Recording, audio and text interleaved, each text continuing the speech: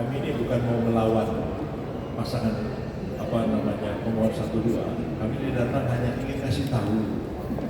Karena kami anggap beliau itu selama ini tidak tahu apa itu perlindungan sosial, apa itu bantuan sosial, berapa jumlahnya, bagaimana prosedurnya. Karena yang ada selama ini Pak Jokowi datang ke daerah-daerah yang kepala daerahnya PJ, semua nenteng bantuan sosial. Setelah diterangkan semua ini 484 triliun, 492 triliun, itu 250 triliunan bantuan sosial, termasuk perlindungan sosial itu habis untuk subsidi BBM dan subsidi listrik. Nah, subsidi BBM dan listrik itu kan tidak dikasih duit orang itu. Tapi misalnya dia harus beli BBM 10.000 1 liter, tapi cuma bayarnya 7.000, 3.000-nya dari mana? Beli subsidi. Nah, apa orang yang beli bensin itu, kamu beli Gibran deh. Siapa yang ngomong begitu? Kan ada tahu. Begitu juga dengan bantuan sosial yang sudah dianggarkan. Yang selama ini yang kemarin menggebu-gebu Daman Huri dan lain-lain ngomong ada peningkatan yang luar biasa melalui El Nino, bantuan El Nino segala macam. Setelah dicek data, nggak ada perubahan yang luar biasa. Ada peningkatan 12 triliun, ya. Siapa yang mengajukan peningkatan 12 triliun melalui automatic adjustment? Menteri Sosial. Menteri Sosial itu partainya apa? PDIP. Semua dibuka. Ini suratnya dari Menteri Sosial. Minta ada automatic adjustment terhadap El Nino. Nah, bantuan El Nino itu bagaimana caranya? Itu ditransfer melalui bank. Karena data orang yang menerima bantuan sosial sudah ada. Dan mereka itu sudah punya rekening. Dari zaman saya jadi menteri aja sudah tahu itu caranya. Dulu ada BLT karena kenaikan BBM. Kata Pak Yusuf Kala, daripada orang itu pergi demo, kau tanya apa dia? Kau mau pergi demo atau kau mau pergi kantor pos? Apa itu kantor pos? Tapi itu sama. Itu uang langsung ditransfer.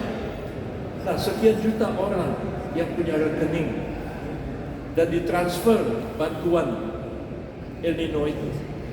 Coba kalau Anda punya rekening bank, ditransfer, masuk ke rekening Anda.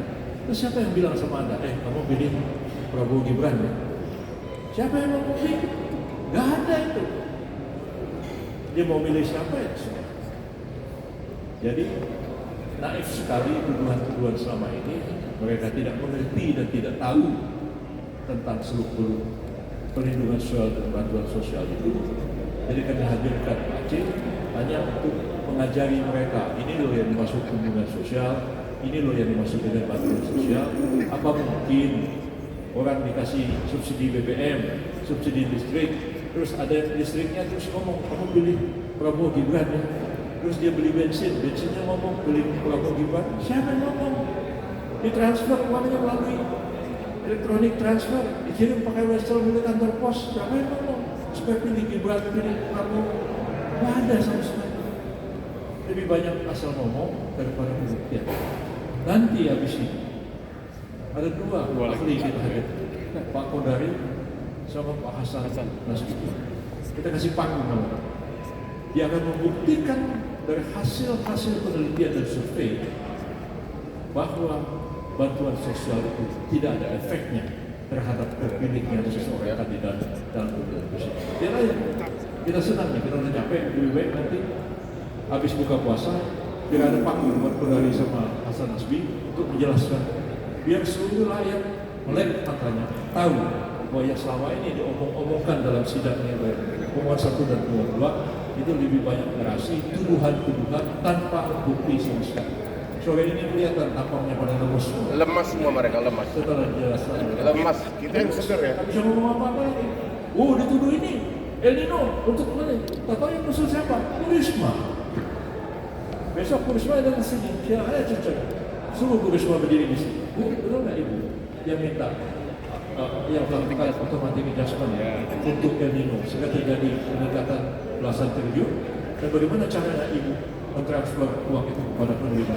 Ini betul semua ngomong di sini. Biar semuanya tahu jelas, tidak asal tuduh, tidak asal ngomong.